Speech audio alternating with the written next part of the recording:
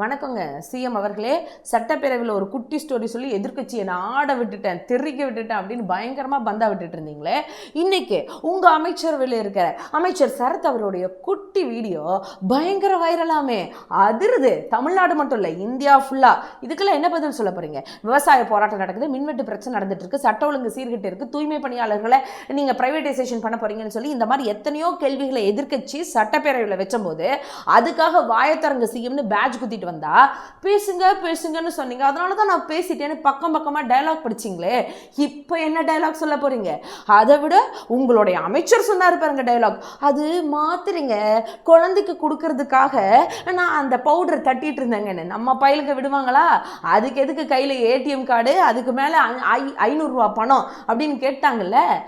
இன்னைக்கு தமிழ்நாட்டு மக்கள் எதுக்கு எடுத்தாலும் சொல்லுவீங்க, மக்கள் எங்க போக்கோம், மக்கள் எங்களுக்கு ஓட்டு போட்டிருக்காங்க, மக்கள் எல்லாம் எங்களை தான் ஆதரிக்கிறாங்க. என்ன குத்த சொன்னா தமிழ்நாட்டு மக்களை குத்த சொன்ன மாதிரி இன்னைக்கு அதே தமிழ்நாட்டு மக்கள் தான் உங்களை பார்த்து திருப்பி கேள்வி கேட்குறாங்க.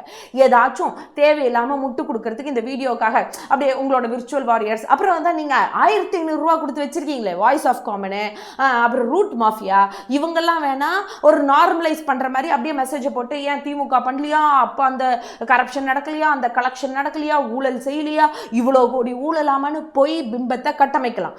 நீங்கள் சொல்கிற பிரச்சனையெல்லாம் சட்ட போராட்டம் பண்ணி நீதிமன்றத்துக்கு போய் நாங்கள், அதாவது திமுக மேலே எந்த தப்பும் இல்லை, இவங்க வேணும்னே ஹேஷ்டாக் அடிக்கிறாங்கன்றதை நாங்கள் வெளிச்சம் போட்டு காமிச்சிருவோம். ஆனால் தன்வினை தன்னை சுடும் அப்படின்ற மாதிரி இன்னைக்கு உங்கள் ரீலே உங்களுக்கு வினையா வந்து விடிஞ்சிருக்குல்ல. இனி நீங்கள் வாயை திறந்து பேசுங்க சிஎம் அவர்களே. அப்புறம் எப்படி எப்படி எப்படி அப்பாவை காணோம் அப்பாவை காணோம்னு சொன்னீங்களே, இன்னைக்கு தமிழ்நாட்டு மக்கள் சொல்கிறாங்க முதல்வரை காணோம் முதல்வரை காணோம், அவர் பேசுவாரா அப்படின்னு கேட்குறாங்க. பேசுங்க சிஎம் சார் பேசுங்க. இதை விட இன்னொன்று என்ன, திமுக காரங்க மாணவர் அணி ஆல்ரெடி போராட்டத்தை முந்தானத்தை அறிவிச்சிருந்தாங்க பண்றோம்னு சொல்லி, அதுக்கு பர்மிஷன் கொடுக்குற மாதிரி கொடுப்பீங்களா, நைட்டு நடுராத்திரி மாட்டேன்னு சொல்லுவீங்களா, அதுக்கு மீறி வந்து போராட்டத்து களத்தில் உட்காந்தா எல்லாத்தையும் பிடிச்சி ஜெயிலில் போடுவீங்க. இதுதான் உங்க ஜனநாயகம். உங்க ஜனநாயகம் படம் ரிலீஸ் ஆச்சோ இல்லையோ தெரியல முதல்வரே, ஆனா ஜனநாயகம் படம் எடுத்த ப்ரொடியூசருக்கு அவர் தமிழனா இல்லைனாலும் பரவாயில்ல, கர்நாடகாவா இருந்தா என்ன, ஆந்திராவா இருந்தா என்ன, உங்களுக்கு தான் கேபினெட்ல அமைச்சருக்கு ஈக்குவலான பதவின்னு சொல்லி அங்கே கொண்டு போய் கொடுத்துருக்கீங்க. ஏன்னா தாவேகா கட்சியில் வேற யாரும் தமிழர்கள் அந்த அளவுக்கு கேப்பபிலிட்டி உள்ள ஆள் இல்லைல்ல. அதனால தான் நீங்கள் ஜனநாயகம் படம் எடுத்த தயாரிப்பாளருக்கு அந்த போஸ்டிங் கொடுத்துருக்கீங்க.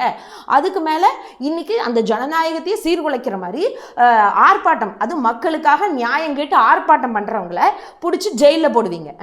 நல்லா இருக்கு உங்கள் ஜனநாயக ட்ரெய்லரு, எல்லாம் மக்கள் பார்த்துட்டு தான் இருக்காங்க. நீங்கள் சொன்ன அதே மக்கள் தான் இன்னும் யோசிக்காமல் இருப்பாங்கன்னு நினைக்கிறீங்களா? தெளிவாக யோசிக்க ஆரம்பிச்சிட்டாங்க. இன்னைக்கு தாவேகா கட்சியினுடைய ரொம்ப அழகான ஆட்சி எந்த அளவில் போயிட்டு இருக்குன்னு எல்லாத்துக்கும் புரிய ஆரம்பிச்சிருச்சு. கண்டிப்பா ஒவ்வொரு மக்களும் கேள்வி கேட்க தான் போறாங்க.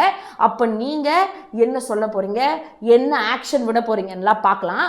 ஃபர்ஸ்ட் உங்களுடைய அமைச்சருக்கு என்ன ஆக்ஷன் எடுத்தீங்கன்னு தமிழ்நாட்டு மக்களுக்கு சொல்லுங்க பாப்போம். திமுகக்கும் எனக்கு நடுவுல யாரு வந்தாலும் நிர்வாகம் பொறுப்பல்ல. இது கிட்டத்தட்ட ஒரு 3rd கிரேட் ரவுடி பேசுற வார்த்தை. அப்போ இவங்களுக்கும் திமுகக்கும் நடுவுல வந்தது யாருன்னா கூட்டணிகள் தான் இருந்தாங்க. நாங்க வெளியே இருந்து ஆதரவு தெரிவிக்கிறோம். நேத்திக்கு அவர் அவமானப்படுத்தினது கூட்டணி கட்சி தான் அவமானப்படுத்திருக்காரு.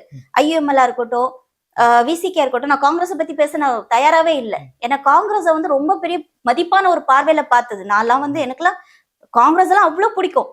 ஆனா இந்த எலெக்ஷன்ல அவங்க பண்ண